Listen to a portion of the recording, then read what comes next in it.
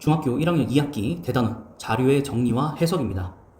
자, 우리가 초등학교 때 그림 그래프, 원 그래프, 막대 그래프, 꺾은선 그래프를 배웠는데 이제는 줄기와 잎 그림, 도수 분포표, 히스토그램, 도수 분포 다각형, 그리고 그것을 상대도수로 바꾼 상대도수와 그 그래프에 대해서 학습을 하고요.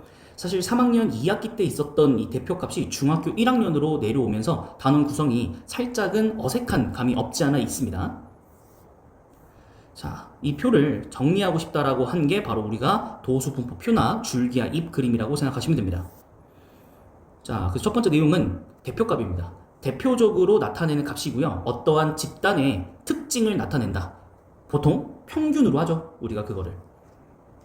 평균이라는 건 별량의 개수 분의 별량의 총합. 예를 들어서 우리가 어떠한 성적을 받았다. 그럼 그 성적을 다 더한 다음에 그 성적을 받은 회차수로 나눠주시는 게 바로 평균이다. 그리고 이 정도는 기본적으로 알기 때문에 넘어가도록 하겠습니다. 자, 그런데요. 비모둠을 살짝 보시면 특이한 점이 하나 있습니다. 뭐가 있냐? 50이 있습니다. 이게 뭐가 이상하냐? 유독 다른 애들은 다 6, 7, 7.2, 7.8을 받았는데 한 명만 50을 받아버렸잖아요. 그럼 얘는 평균이 14가 되거든요. 그럼 왼쪽 모둠에 비해서 굉장히 못해 보이게 나온단 말이에요. 달리기로 친다면. 근데 얘 하나가 못한 거잖아요. 그렇기 때문에 이게 왜곡이 일어난다는 거예요. 왜곡이. 특징의 왜곡이. 그래서 평균은 극단적인 값이 있으면 적절하지 않다라는 거예요. 이해했습니까? 하나 때문에 평균이 무너지니까. 혹은 나머지가 다 50이고 하나만 6이어도 문제인 거예요. 평균을 깎아먹기 때문에. 그래서 대표값은 그런 약점이 있다. 자, 그러면 평균이 그런 약점이 있으면 보통 뭘 쓰냐? 중앙값을 씁니다. 그래서. 왜냐, 가운데 있는 값은 대부분 비슷할 거잖아요. 그래서 아까 A 모듐, B 모듐을 보시면 중앙값을 취해보시면 여긴 7.5, 여긴 7.1. 그래서 비슷하게 나온다라는 겁니다. 됐죠? 다만 지금 둘, 넷, 여섯, 7명이죠? 밑에는 둘, 넷, 6명이고요. 자, 별량의 개수가 홀수 번째일 때는 가운데가 확정됩니다. 그런데 짝수 번째라고 하면 가운데가 없죠. 여기 사이에 있는 거잖아요. 그래서 그 대표값이 별량들 중에서 없을 수가 있다가 주의사항입니다. 오케이? 중화값은 홀수일 때는 무조건 별량들 사이에 가운데를 지칭하는 거기 때문에 여기 존재해요. 근데 짝수 번째일 때는 중앙이라는 게 없기 때문에 새로운 숫자를 내가 구해야 되는 거거든요. 이 숫자는 별량 안에 없다라는 겁니다. 요게 주의사항이에요. 그 다음에 채빈값은요, 가장 많이 출몰하는 값을 얘기합니다. 눈에 가장 많이 띄는 거 그냥 보면 된다는 거예요. 됐죠? 네, 근데 이게 쉽다고 생각할 수 있지만 주의사항이 좀 여러 개가 있습니다. 첫 번째, 채빈값은 대표값으로 이제 사용을 하는데 어떨 때 쓰냐면 선호도 조사할 때 씁니다. 옆에다 써주세요. 선호도라는 건 어떤 거를 더 좋아하는가, 기호라는 거죠. 기호. 내가 치킨을 좋아하는지 아니면은 뭐 고기를 좋아하는지 뭐 냉면을 좋아하는지 이런 것들을 이제 조사를 했단 말이에요. 이런 식으로. 이러면 냉면이 제일 많이 선택됐잖아요. 그럼 이게 채빈값이 아니고 냉면이라고 써야 되는 거예요. 채빈값은. 냉면이 제일 많이 나왔다. 조사만 했을 때 수치가 15가 나온 거지 내가 채빈값을 선택하는 건 냉면이다라고 말씀하셔야 되기 때문에 자료의 값이 수가 아닐 수 있다. 뭐가? 대표값이. 채빈값으로 할 때는. 숫자일 수도 있지만 그 다음에 채빈값은 2개 이상일 수도 있어요.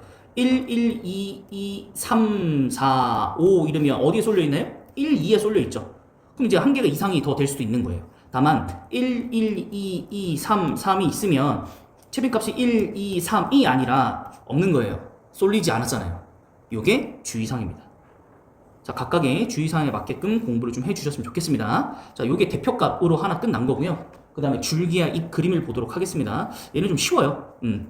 얘를 우리가 보통 표현할 그 단위를 생각해서 보통 이렇게 두 자리라고 한다면 이제 앞뒤 이렇게 나눕니다. 이런 식으로.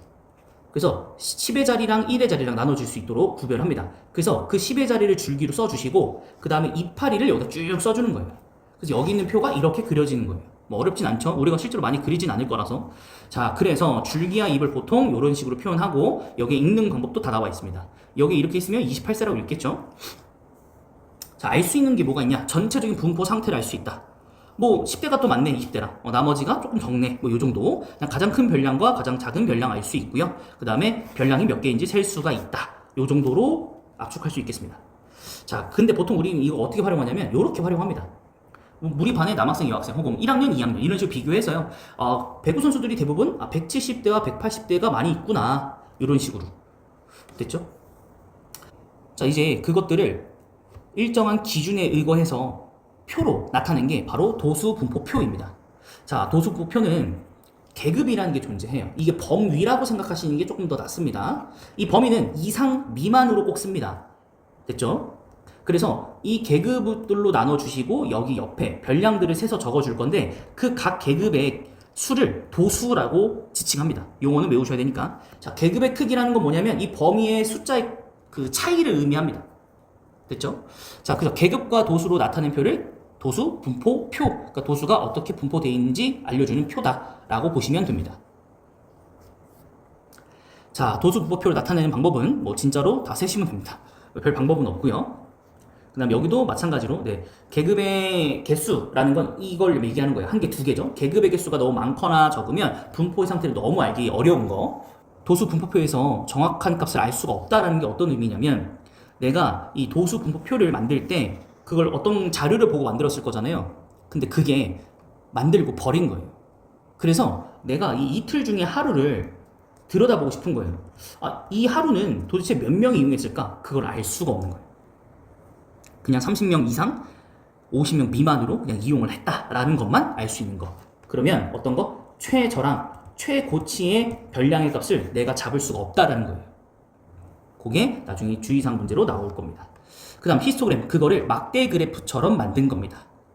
됐죠? 자, 히스토그램 그리는 방법은 뭐 여기 보시면 계급들로 나눠주시면 되고요. 거기에 각 도수별로 표기를 해주시면 됩니다.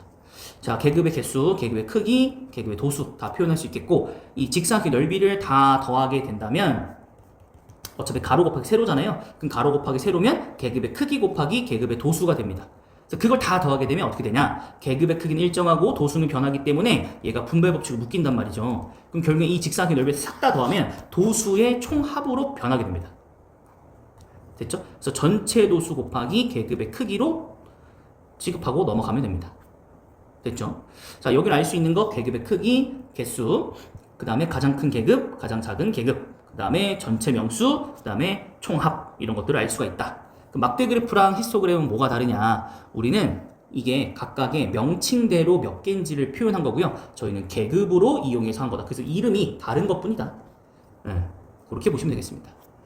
자, 도수표 다각형. 이건 우리가 배웠던 히스토그램을 가운데 점들을 찍은 다음에 연결했다. 그래서 다각형처럼 생긴다라고 보시면 됩니다. 네, 뭐 크게 뭐 이렇게 중요한 건 없고요.